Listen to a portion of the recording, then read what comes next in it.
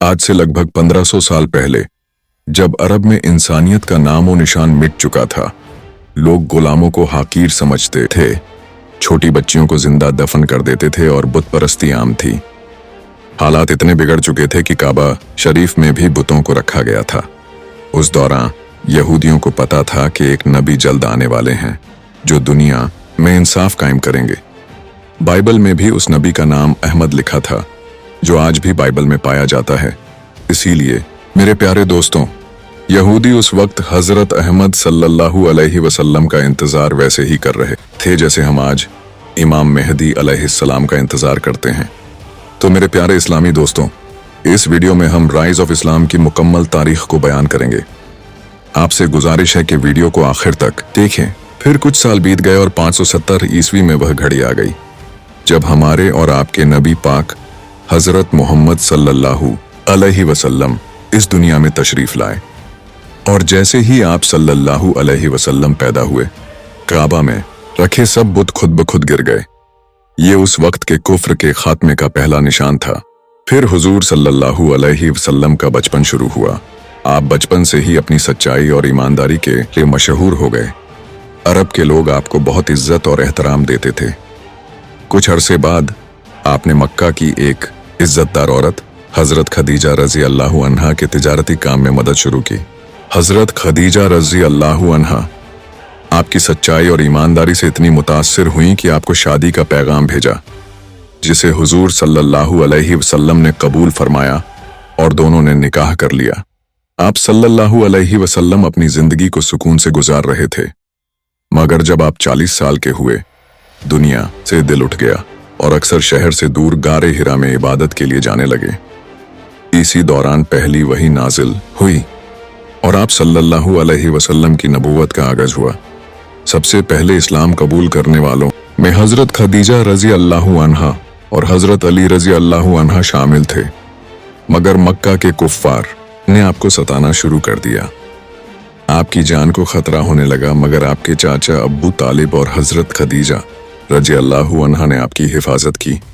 लेकिन 619 ईस्वी में अब्बू तालिब और हजरत खदीजा रजी अल्लाहु अन्हा दोनों वफात पा गए। आप सल्लल्लाहु अलैहि वसल्लम अकेले पड़ गए। अरब के काफिरों ने इसका फायदा उठाकर आपको कत्ल करने की साजिश रचाई, मगर अल्लाह ने हुक्म दिया कि आप मदीना हिजरत करें। मदीना के औस और खजराज कबीलों के लोग पहले से यहूदियों के जरिए सुनते आए थे कि एक नबी आने वाले हैं। इस खबर के मिलते ही मदीना के लोगों ने इस्लाम कबूल कर लिया और हुजूर सल्लल्लाहु अलैहि वसल्लम को दावत दी। फिर आप सल्लल्लाहु अलैहि वसल्लम ने हिजरत का फैसला किया। धीरे धीरे मक्का के तमाम मुसलमान भी मदीना चले गए।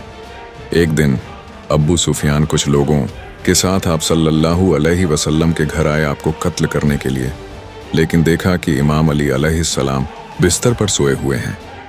हुजूर ने इमाम अली को लोगों की अमानत वापस करने के लिए छोड़ दिया था और खुद हजरत अब्बू बकर रजी अल्लाहु अन्हु के साथ मदीना के लिए रवाना हो गए। रास्ते में आपने गारे सौर में 3 दिन क़याम किया ताकि दुश्मनों से निजात हासिल कर सकें। उसके बाद आप मदीना की तरफ रवाना हुए। जब आप मदीना तशरीफ लाए तो लोगों ने आपका पुरजोर इस्तकबाल किया। जो मुसलमान अपना सब कुछ छोड़कर मदीना आए थे, मदीना के अंसार ने उनको खुली बाहों से कबूल किया। मदीना पहुंचने के बाद आपने सल्लल्लाहु अलैहि वसल्लम यहूदियों के साथ एक मुआहिदा किया कि अगर मदीना पर हमला हुआ तो सब मिलकर इसका दिफा करेंगे। हिजरत के दूसरे साल इस्लाम का पहला मार्का बद्र का मार्का पेश आया। मक्का के काफिरों ने मुसलमानों की तमाम जायदादें जब्त कर ली थीं। अल्लाह के हुक्म से मुसलमानों को बदला लेने की इजाज़त दी गई। 313 मुसलमानों ने अब्बू सुफियान के काफिले को रोकने की कोशिश की, मगर अब्बू सुफियान ने मक्का से 1000 फौज बुला ली। इस तरह जंग शुरू हुई।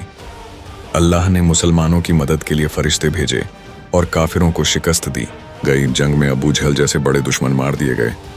जंगे बदर इस्लाम की सबसे बड़ी जीत साबित हुई, मगर इस हार के बाद मक्का के काफिरों ने बदला लेने की ठान ली। अब्बू सुफियान ने 3000 के लश्कर के साथ जंगे उहद की तैयारी की। हुजूर सल्लल्लाहु अलैहि वसल्लम ने पहले मदीना में रहकर लड़ने का प्लान बनाया, मगर कुछ सहाबा के मशवरे से बाहर जंग लड़ने का फैसला हुआ। जंग के वक्त अब्दुल्लाह इब्न उबय और उसके लोग जंग छोड़कर भाग गए। सिर्फ 700 मुसलमान रह गए जो 3000 काफिरों का सामना कर रहे थे। हुजूर सल्लल्लाहु अलैहि वसल्लम ने 50 तीरंदाज उहद के पहाड़ों पर तैनात किए और हुक्म दिया कि अपनी जगह मत छोड़ना। मुसलमानों ने पहले जीत हासिल की, लेकिन तीरंदाजों ने अपनी जगह छोड़ दी। इसका फायदा उठाकर खालिद बिन वलीद ने पीछे से हमला कर दिया। मुसलमान गिराव में आ गए, बहुत से शहीद हुए। आप सल्लल्लाहु अलैहि वसल्लम के दांत मुबारक शिकस्त खा गए।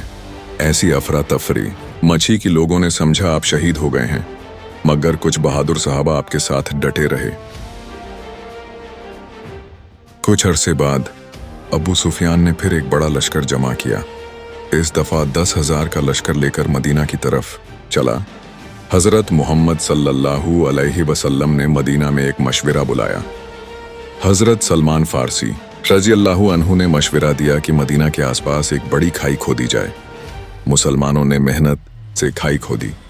जब अबू सुफियान मदीना पहुंचा तो खाई देखकर उसका लश्कर हैरान रह गया।